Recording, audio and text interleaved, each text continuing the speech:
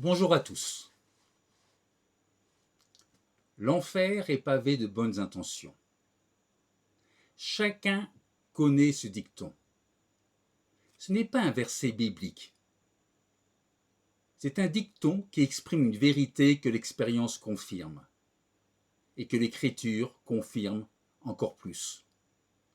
Dans la vie de tous les jours, nous jugeons volontiers les gens sur leurs intentions. On dit, d'une telle personne, il a voulu bien faire, et d'une autre, qu'elle était pleine de bonne volonté. Et c'est vrai, une bonne intention vaut mieux qu'une mauvaise. Mais l'intention, à elle seule, ne garantit rien.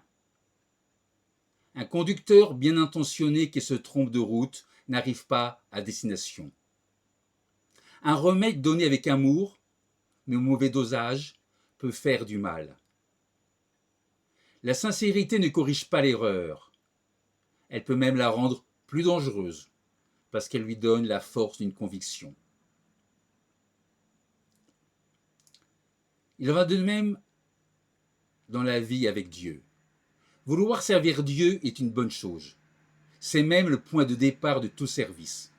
Mais Dieu ne nous a pas seulement dit quoi faire, il nous dit comment le faire. On ne peut pas servir Dieu uniquement avec de bonnes intentions. Il faut le servir selon l'ordre qu'il a établi, c'est-à-dire lui obéir. C'est exactement ce que nous allons étudier aujourd'hui en nous penchant particulièrement sur les chapitres 13, 14 et 15 du premier livre des Chroniques. Premier livre des Chroniques, chapitre 13. Ces chapitres, les chapitres 13, 14 et 15 du premier livre des Chroniques, nous présentent une étape importante dans le règne de David. C'est le retour de l'arche de l'Alliance à Jérusalem. L'arche représentait la présence de Dieu au milieu de son peuple. Elle rappelait l'alliance, la sainteté de Dieu. Elle rappelait sa parole, sa fidélité, mais aussi le fait qu'Israël ne devait pas vivre comme les autres nations. Israël était appelé à être un peuple conduit par Dieu. Les chapitres 13, 14 et 15 du premier livre des Chroniques nous montrent trois réalités essentielles. Trois réalités. Première réalité, on peut avoir un bon désir, mais s'y prendre d'une mauvaise manière. Le succès ne vient pas seulement du courage humain, mais de la direction de Dieu. C'est la deuxième réalité. Et la troisième réalité est qu'après un échec, il est possible de revenir à Dieu et de faire les choses selon son ordre. Dans ces chapitres, David veut ramener l'arche. Son intention est bonne. Mais dans un premier temps, il a agi avec enthousiasme, sans respecter pleinement les instructions divines. Le résultat est tragique. Uza meurt. David est bouleversé. Mais plus tard, il comprend l'œuvre que Dieu doit faire. Il comprend que l'œuvre de Dieu doit être faite selon la volonté de Dieu et non seulement selon de bonnes intentions humaines. Première partie de mon étude, une bonne intention ne remplace pas l'obéissance. Une bonne intention ne remplace pas l'obéissance. Nous le voyons avec le désir excellent que David avait de ramener l'arche à Jérusalem. L'intention, la bonne intention était là, mais l'obéissance était absente. C'est ce que nous allons voir. Dans le chapitre 13 du premier livre des Chroniques, David veut ramener l'arche de Dieu à Jérusalem. Après avoir été reconnu comme roi, et après avoir vu le peuple se rassembler autour de lui, David comprend qu'il faut maintenant replacer la présence de Dieu au centre d'Israël. Pourquoi à Jérusalem? Pourquoi ramener l'arche à Jérusalem? Pour plusieurs raisons importantes. Premièrement, Jérusalem était devenue la capitale de David. Après avoir été reconnu comme roi sur tout Israël, David avait conquis Jérusalem et en avait fait la cité de David.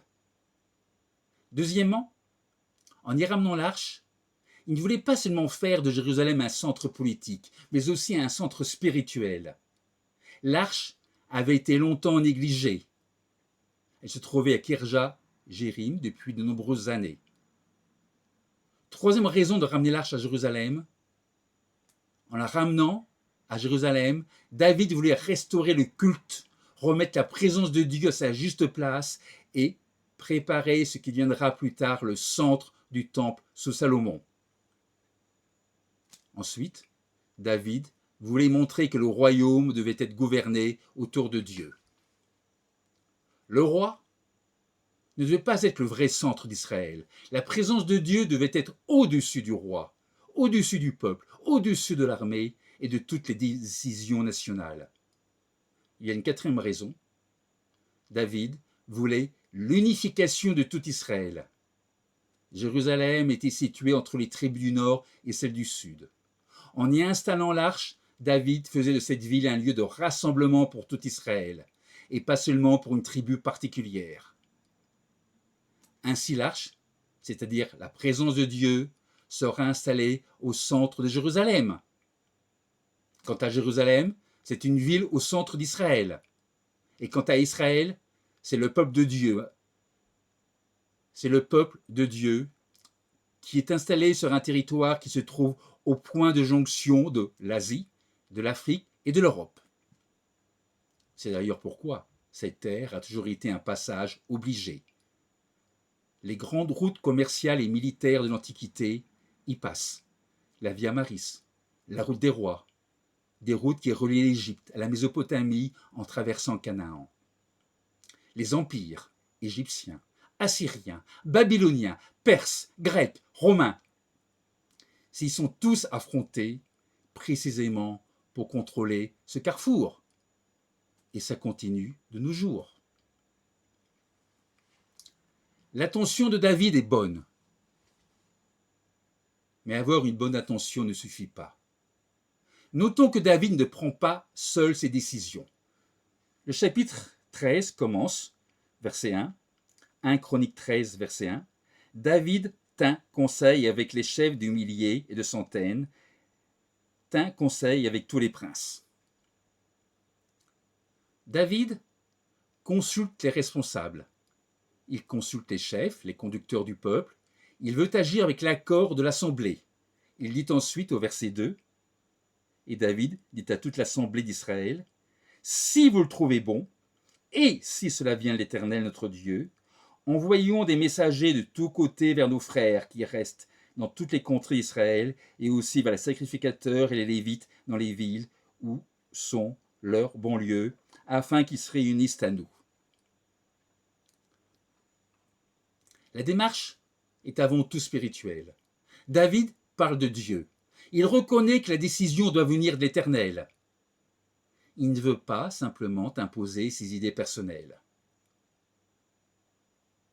Un leader spirituel, quel qu'il soit, ne doit jamais imposer ses idées. Il doit suivre les instructions de Dieu. Il doit se placer sous Christ et ne pas chercher à le remplacer en tant que chef de l'Église. L'obéissance, nous la devons à Dieu et à son Fils, et non à des hommes. L'autorité suprême, c'est Christ, et non un homme ou des hommes. David recueille l'accord de la majorité pour le transport de l'arche. Mais notons-le bien, l'accord de la majorité ne suffit pas à rendre une action conforme à la volonté de Dieu. Une décision peut plaire au peuple. Une décision peut plaire aux responsables, ça peut plaire à l'Assemblée, et pourtant ne pas respecter l'ordre établi par Dieu.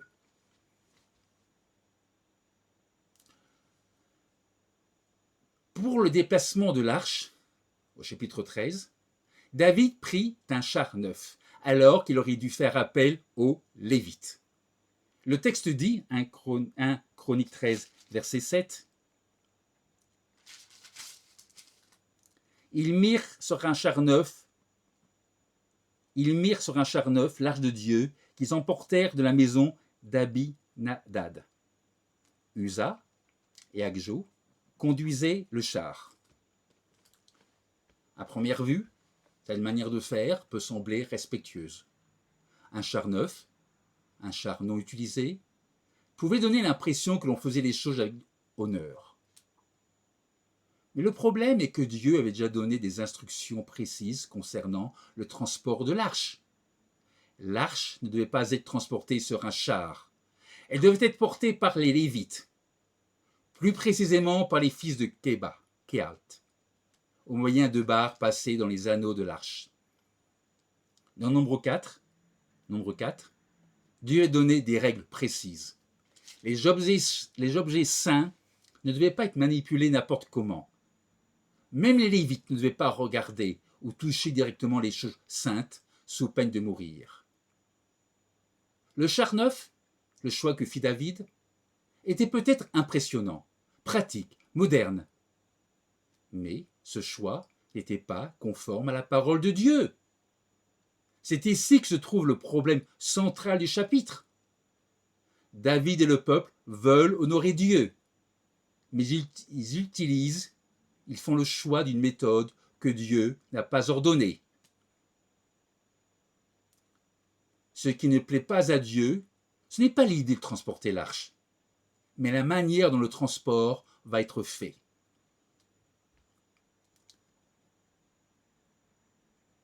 Quelles que soient les bonnes intentions que l'on pourrait avoir, les instructions de Dieu ne sont pas négociables. David a mis l'arche sur un char neuf, le cortège s'ébranle, on chante, on joue de la musique, la joie est immense. Dans un premier temps, tout semble réussir. Et soudain le drame. Uza, un des transporteurs, un des porteurs de l'arche, étend la main. Les bœufs trébuchent, l'arche risque de tomber, Dieu se fâche. 1 Chroniques 13, verset 10. Nous lisons. La colère de l'Éternel s'enflamma contre Uza et l'Éternel le frappa, parce qu'il avait étendu la main sur l'arche. Uza mourut, là, devant Dieu. Notons-le. Si l'arche avait été portée par les Lévites comme Dieu l'avait ordonné, elle n'aurait jamais risqué de tomber.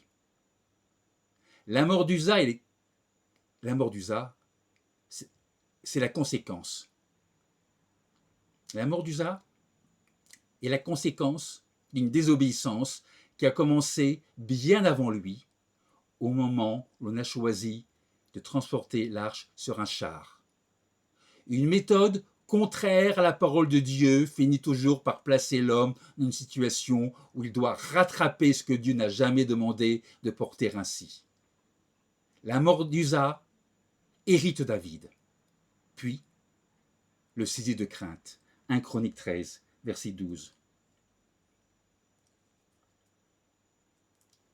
David eut peur de Dieu en ce jour-là, et il dit « Comment ferais-je entrer chez moi l'arche de Dieu ?»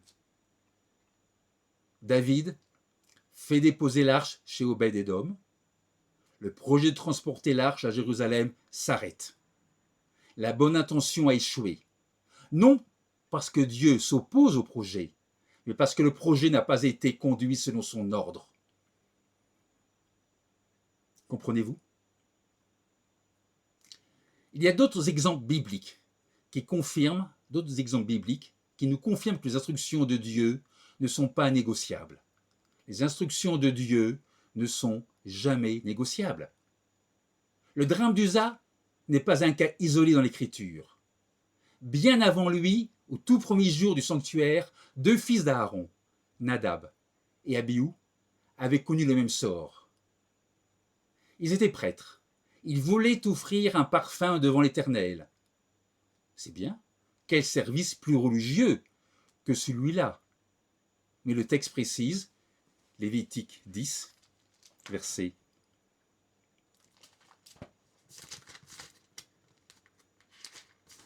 10.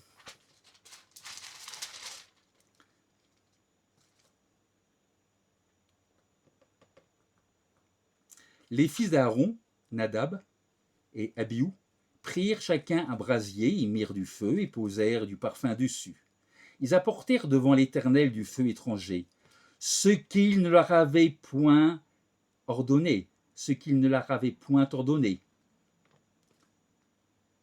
Tout est dans ces mots. Ce qu'il ne leur avait point ordonné. Dieu ne l'avait pas demandé. Le problème n'est pas ce qu'ils Le problème n'est pas ce qu'ils ont ajouté de mauvais, mais ce qu'ils ont fait sans ordre. Un feu, en conséquence, sortit devant l'Éternel et les consuma. Et Moïse rappela alors à Aaron cette parole, Lévitique 10, verset 3. Moïse dit à Aaron, c'est ce que l'Éternel déclarait lorsqu'il a dit, je serai sanctifié par ceux qui s'approchent de moi, et je serai glorifié en présence de tout le peuple. Aaron garda le silence.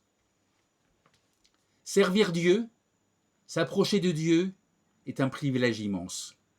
Mais ce privilège doit s'exercer selon ses conditions, jamais selon les nôtres. Les Chroniques, toujours dans le livre des Chroniques, les Chroniques nous donnent un autre exemple.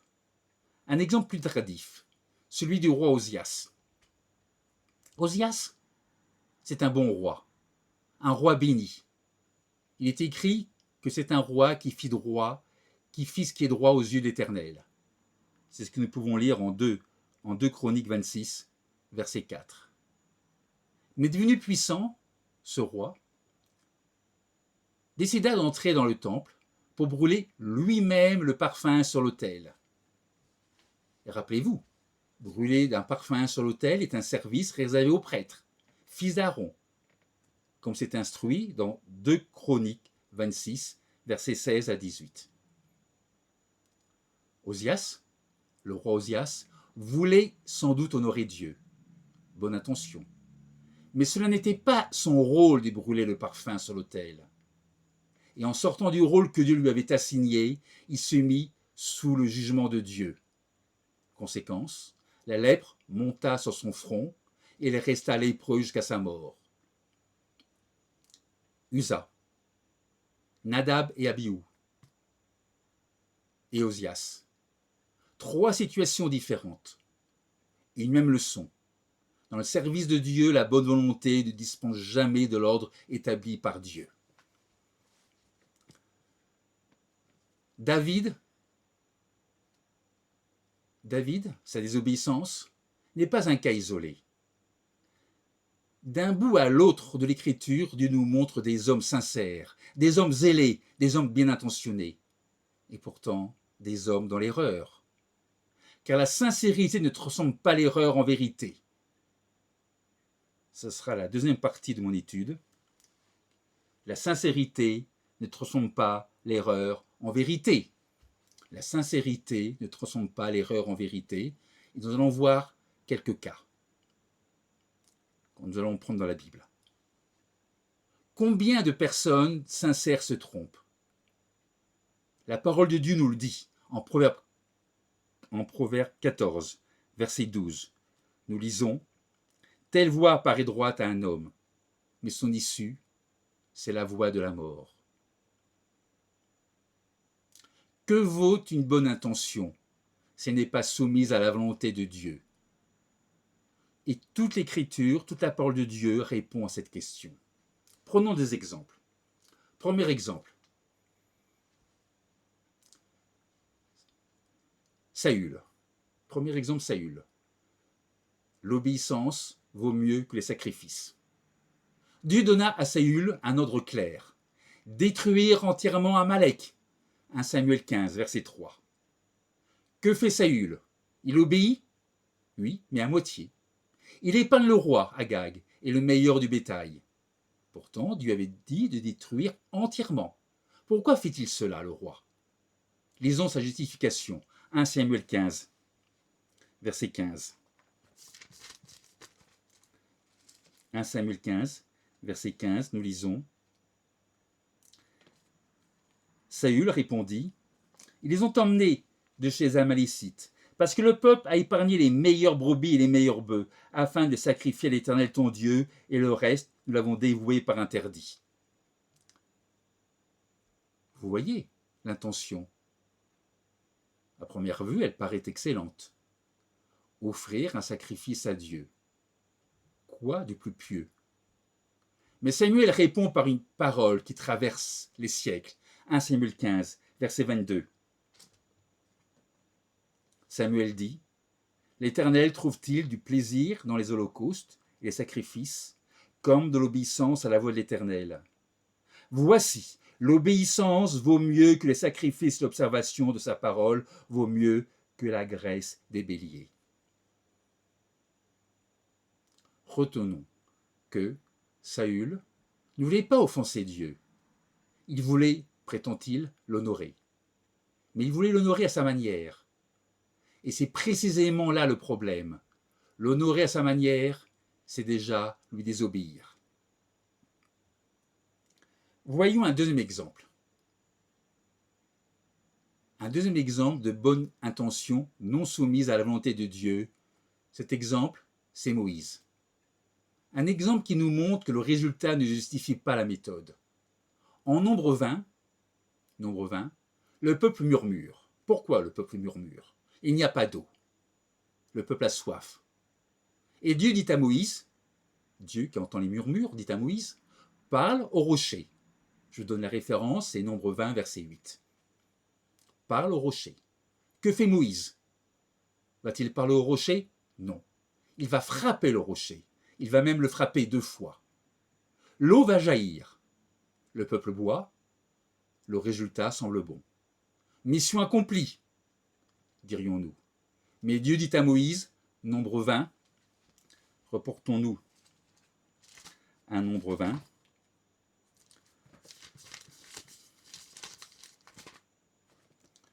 c'est le verset 12. Alors l'Éternel dit à Moïse et à Aaron, parce que vous n'avez pas cru en moi pour me sanctifier aux yeux des enfants d'Israël, vous ne ferez point entrer cette assemblée dans le pays que je lui donne. Moïse, vous voulez donner de l'eau au peuple. L'intention était bonne. Le résultat était là. Mais la méthode n'était pas celle de Dieu. Et Dieu ne juge pas seulement le résultat. Il juge la fidélité à sa parole.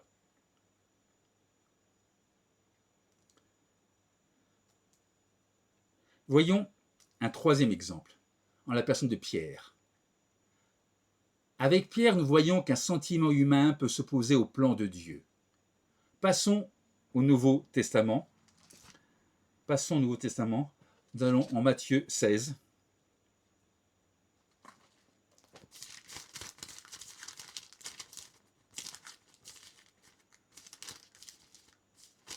Matthieu 16, verset 22.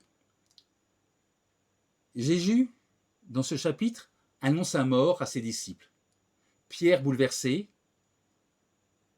Pierre prend la parole et dit, prend Christ à part et lui dit, « À Dieu ne plaît, Seigneur, cela ne t'arrivera pas. » Dieu annonce sa mort et Pierre dit, « Non, ce n'est pas possible. On va faire en sorte que tu ne meurs pas. » Bonne intention. Quelle intention plus louable que celle-là? Pierre aime son maître. Il veut le protéger de la mort. Il parle par affection, il parle par amour. Et pourtant, lisons la réponse de Dieu, Matthieu 16, verset 23. Nous lisons, « Mais Jésus se retournant dit à Pierre, « Arrière de moi, Satan, tu mets en scandale, car tes pensées ne sont pas les pensées de Dieu, mais celles des hommes. » Voilà qui doit nous faire trembler. Une intention pleine d'amour peut servir les plans d'adversaires si cette intention s'oppose à la volonté de Dieu. Le cœur de Pierre était bon. Sa pensée était humaine. Et l'humain, même bien intentionné, ne remplace jamais le divin. Voyons encore un exemple, un quatrième exemple. L'apôtre Paul, qui fit preuve de zèle pour Dieu, mais un zèle, à ses débuts, sans intelligence. C'est un exemple encore plus frappant. Avant sa conversion, Saul de Tarse persécutait l'Église. Était-il un hypocrite? Non. Il témoigne lui-même, acte 26.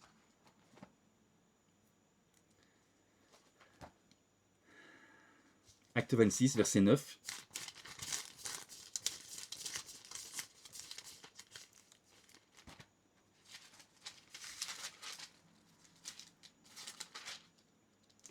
Acte 26, verset 9. Pour moi, nous lisons, pour moi, J'avais cru devoir agir vigoureusement. Il était bien intentionné. Contre le nom de Jésus de Nazareth. Qu'est-ce qu'il nous dit? Qu'il était bien intentionné. Qu'il croyait servir Dieu. Il était sincère. Sincèrement dans l'erreur. C'est pourquoi, devenu apôtre, il écrira au sujet d'Israël en Romains 10, verset 2. Je leur rends le témoignage qu'ils ont du zèle pour Dieu, mais sans intelligence. Du zèle pour Dieu, sans intelligence. Du zèle sans intelligence. Voilà peut-être la définition la plus exacte des bonnes intentions qui ne suffisent pas. On peut être zélé, dévoué, passionné et se tromper de chemin. La sincérité ne transforme pas l'erreur en vérité.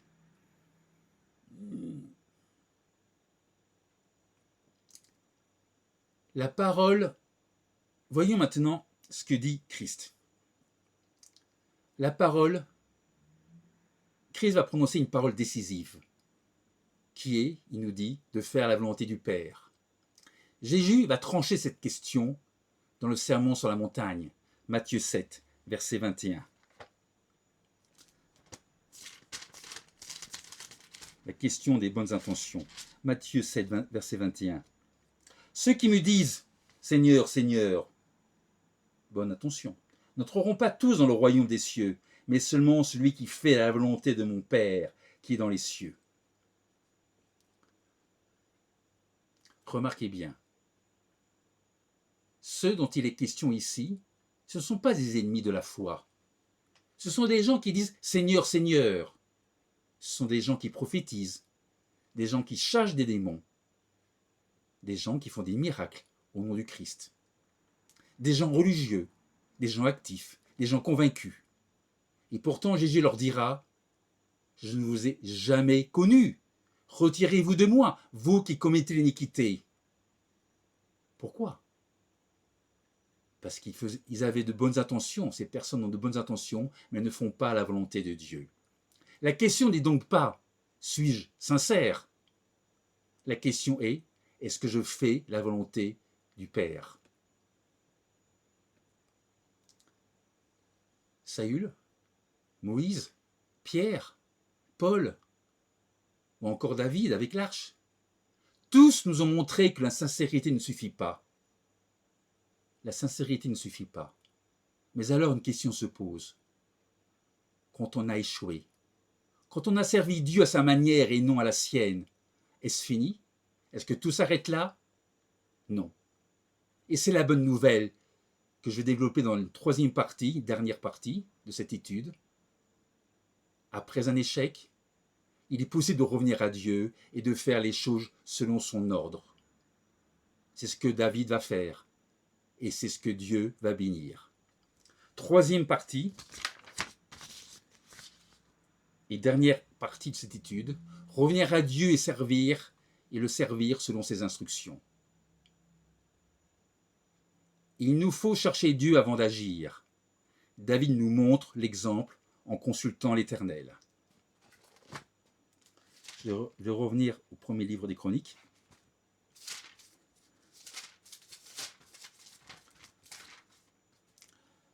Dans le transport de l'arche, chapitre 13, premier transport, deuxième transport, chapitre 15.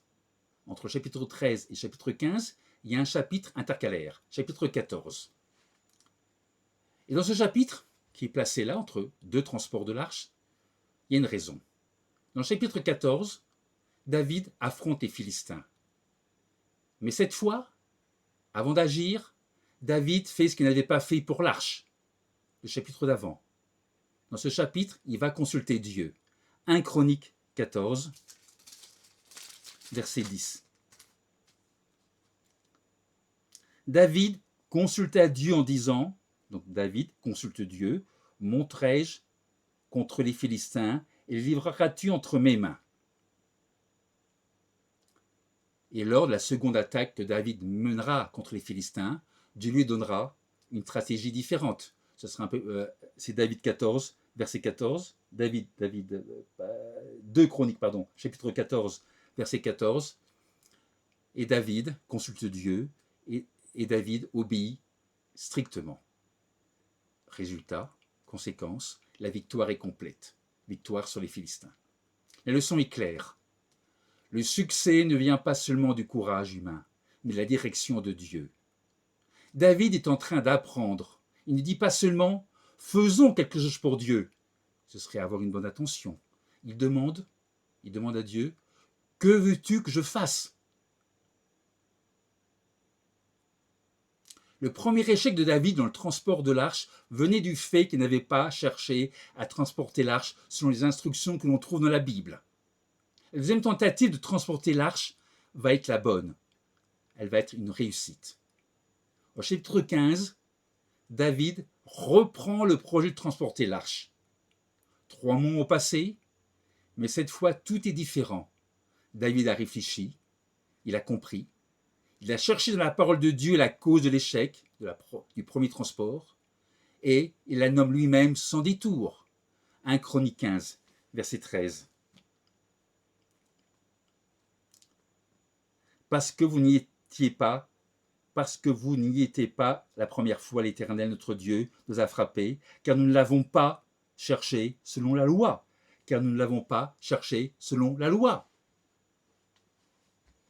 David, un roi, qui reconnaît sa faute.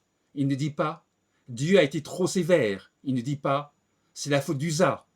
Il dit « nous ne l'avons pas cherché selon la loi ».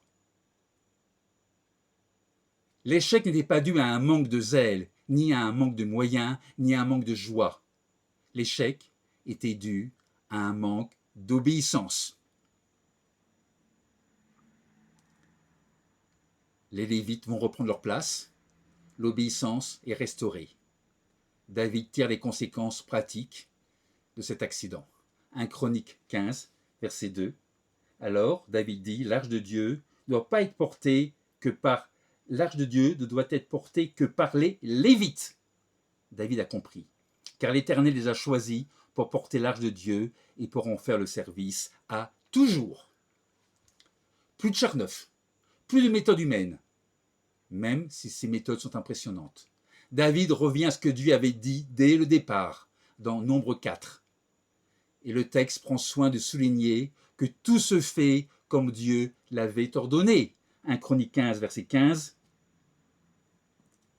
1 Chronique 15, verset 15. Les fils de Lévite portèrent l'arche de Dieu sur leurs épaules, avec des barres, comme Moïse l'avait ordonné, d'après la parole de l'Éternel. Comme Moïse l'avait ordonné, d'après la parole de l'Éternel. Tout est dans cette phrase. Comme Moïse l'avait ordonné, d'après la parole de l'Éternel. Le service de Dieu retrouve sa norme, non pas ce qui nous semble beau, pratique ou efficace, mais ce que Dieu a dit. Notons encore un détail, les Lévites se sanctifient avant de porter l'arche. 1 Chronique 15, verset 14. Ça nous montre quoi? Que servir Dieu selon son ordre engage aussi ceux qui servent. Ça engage leur cœur, leur consécration, et ils doivent se préparer. Le résultat est que quand on obéit, la joie remplace le deuil. Le chapitre 13, première tentative de transporter l'arche, tentative qui s'est terminée dans la peur et dans le deuil. Le chapitre 15, deuxième tentative de transporter l'arche, se termine dans la joie. 1 Chronique 15, verset 25. David, les anciens d'Israël et les chefs de milliers se mirent en route pour faire monter l'arche de l'Alliance de l'Éternel depuis la maison d'Obed-Édom au milieu des réjouissances. Chants, instruments, sacrifices, danses de David devant l'Éternel. La fête est plus belle que la première. Pourquoi? Parce qu'elle est fondée sur l'obéissance. La joie qui accompagne l'obéissance est une joie que Dieu approuve. La joie du chapitre 13 était sincère, mais elle reposait sur une désobéissance et elle s'est brisée. La joie du chapitre 15 repose sur la parole de Dieu, elle porte du fruit.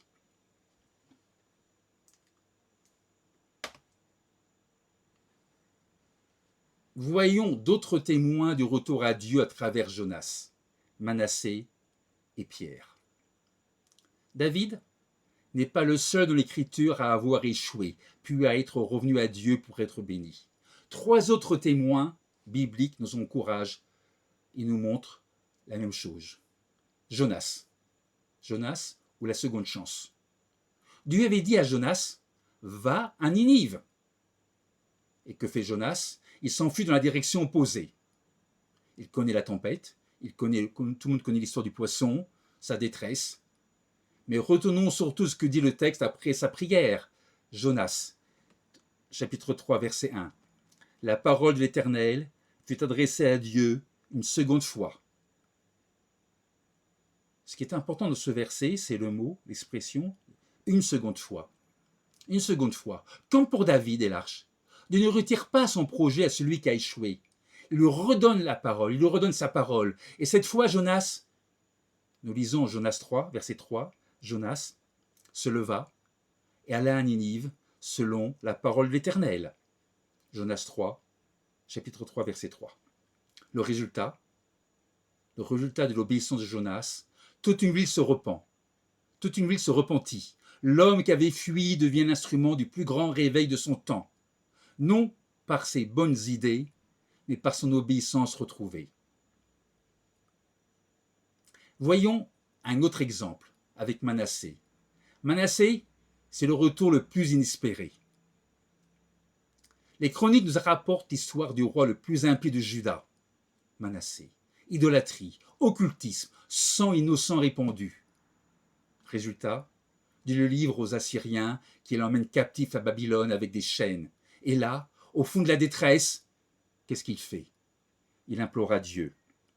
2 Chroniques 33.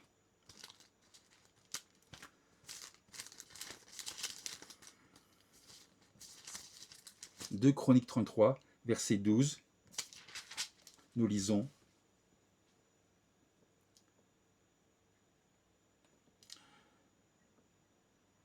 2 Chroniques 33, verset 12, lorsqu'il fut dans la détresse, il implora l'Éternel son Dieu, il s'humilia profondément devant le lieu de son Père. Il lui adressa ses prières, l'Éternel, se laissant fléchir, exauça ses supplications et le ramena à Jérusalem dans son royaume. Et Manassé reconnut que l'Éternel est Dieu. » Dieu le ramena, le même mot que pour l'arche. Et le texte ajoute, Manassé reconnut que l'Éternel est Dieu. Rentré dans son royaume, il ôta les idoles, rétablit l'autel de l'Éternel et y offrit des sacrifices. 2 Chroniques 33, versets 15 à 16.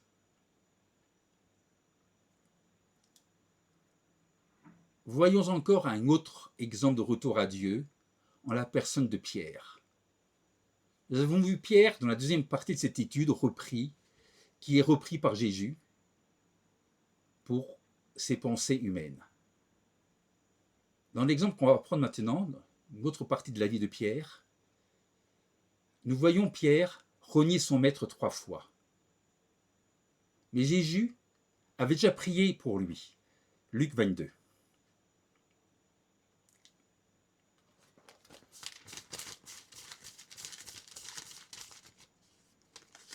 Luc 22, verset 32.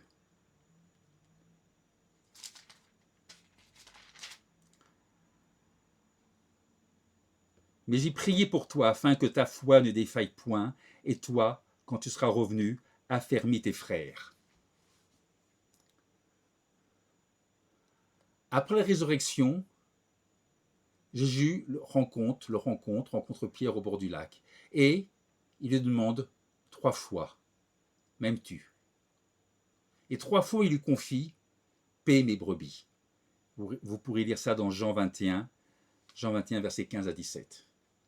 Une parole pour chaque reniement. Et quelques semaines plus tard, à la Pentecôte, c'est ce même Pierre qui prêche. Et 3000 personnes se convertissent. Acte 2, verset 41. L'homme de l'échec est devenu l'homme de la moisson. Jonas, Manassé, Pierre et David avec l'arche. Tous nous disent la même chose. L'échec n'est jamais le dernier mot pour celui qui revient à Dieu et se remet à lui obéir. Mais que signifie revenir à Dieu?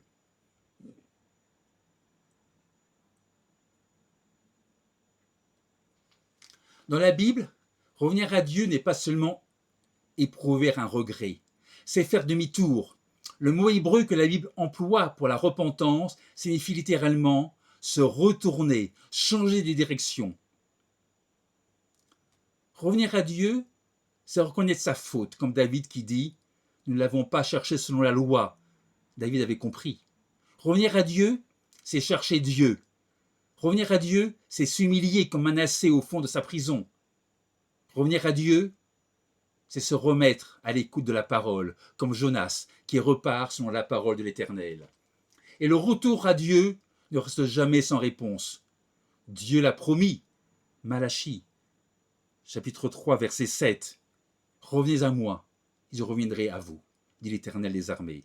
Revenez à moi, et je reviendrai à vous. » Dieu n'attend pas de nous la perfection avant de nous accueillir. Il attend le demi-tour. Mais notons-le bien, le retour à Dieu commence dans le cœur et s'accomplit dans l'obéissance. David ne s'est pas contenté de regretter l'échec du premier transport. Il a changé de méthode pour revenir à celle de Dieu. Un retour qui ne change rien à notre manière de faire n'est pas véritablement un retour.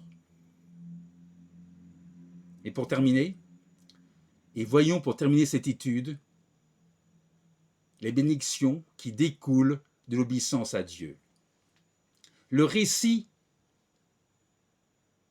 de l'arche lui-même nous montre que l'obéissance amène des bénédictions. Pendant les 3 mois où le projet a été arrêté, l'arche est restée dans la maison d'Obed-Édom. Et que dit le texte? 1 Chronique 13, verset 14. 1 Chronique 13, verset 14, le texte nous dit: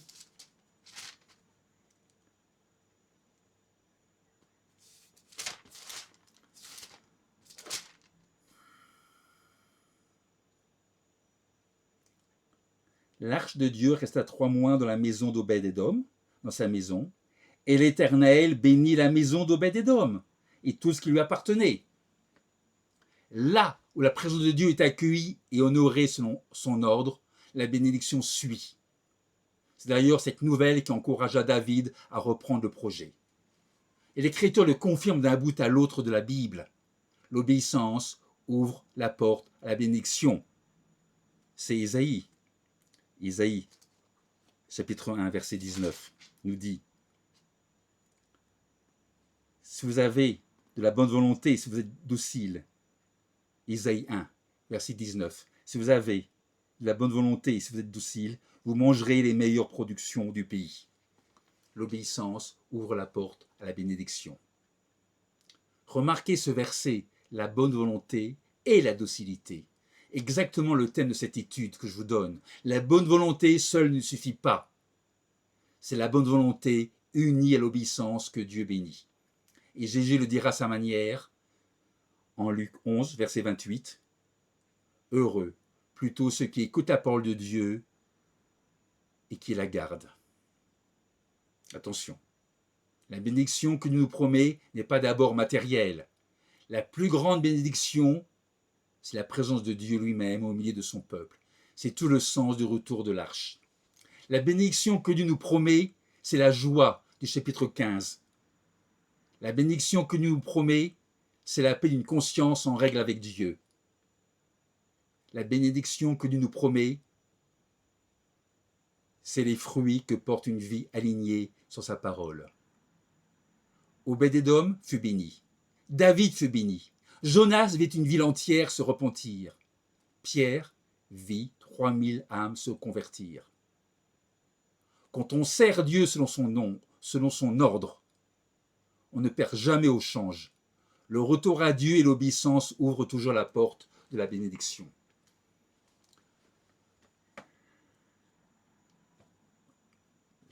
Concluons l'étude.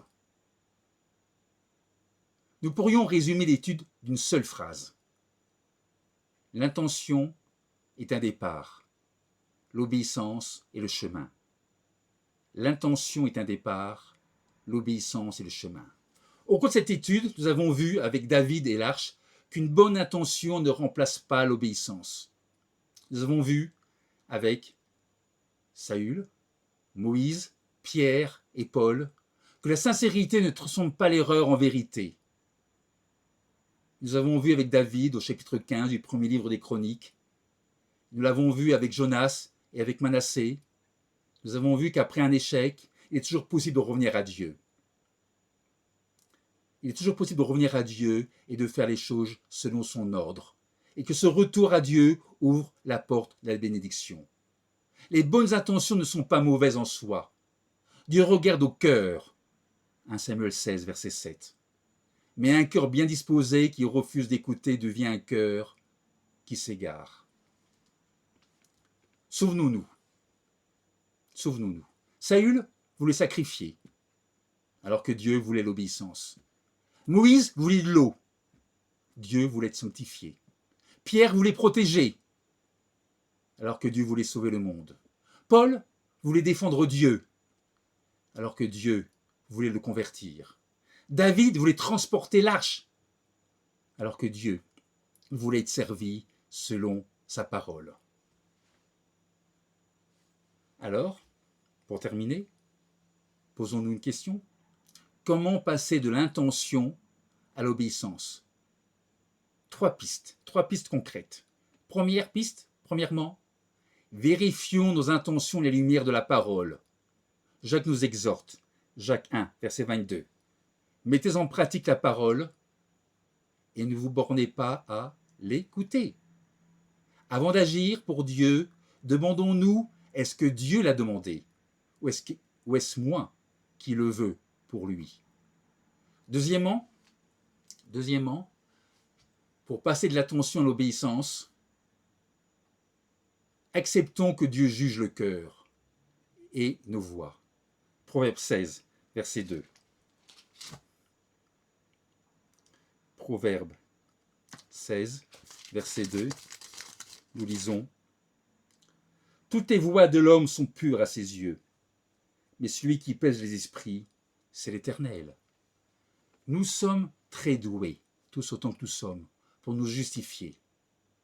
Laissons Dieu peser nos motivations. Troisièmement, prions comme Jésus a prié. Prions comme Jésus a prié. À Gethsémane, le Fils de Dieu lui-même a dit, en Luc 22, verset 42, Christ a dit, dans son ultime prière, « Toutefois, que ma volonté ne se fasse pas, mais la tienne. » Toutefois, que ma volonté ne se fasse pas, mais la tienne. Voilà le modèle parfait. Non pas imposer à Dieu nos bonnes idées, mais soumettre notre volonté à la sienne. L'intention est le point de départ. L'attention est le point de départ. L'obéissance est le chemin. Et la volonté du Père est la destination. Que Dieu nous donne non seulement de bien vouloir, mais de bien faire.